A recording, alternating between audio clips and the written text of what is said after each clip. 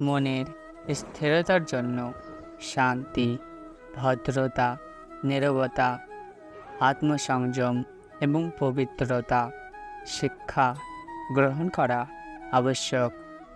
লোভ, ক্রোধ, হিংসা হলো মানুষের প্রধান শত্রু, যা নিজের অজান্তে জীবনে সবচেয়ে বেশি মূল্যবান জিনিস সময়ের ক্ষতি করে। কারণ সময় হলো পরম ক্ষমতাবান, যা কারোর জন্য থেমে থাকে না।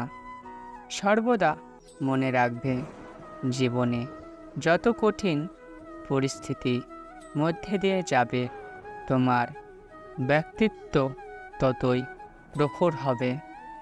বিবেক ও বুদ্ধি হলো মানুষের পরম সম্পদ, যা সঠিক সময় জীবনে সঠিক দিশা বেছে নিতে সাহায্য করে।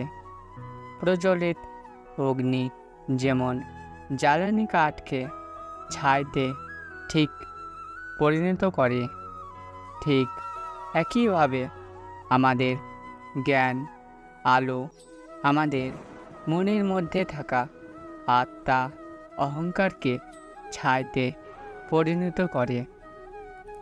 যে ব্যক্তির মন তার শত্রু এবং বন্ধুদের মধ্যে সম্পূর্ণ ভেদাভেদহীন, কেবল মাত্র তিনি পরম শান্তির অধিকারী। যে মাতা পিতা কেবল নিজের সন্তানদের ভবিষ্যৎ চিন্তা করেন, তার চরিত্রে নির্মাণ করেন বিশ্ব সংসার, সেই সন্তানের প্রশস্তি করে। স্বয়ং বিচার করুন। পুরুষ মদ্যপান ও দ্রুতক্রিয়ার নিজের সম্পত্তি হারায়, আর স্ত্রী লোকেদের ভাগ্যে নেমে আসে খোদা।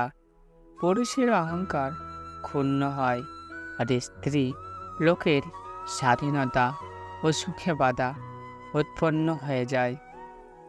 মানুষের কামনা ও বাসনাই হল প্রভূত দুঃখের প্রধান কারণ।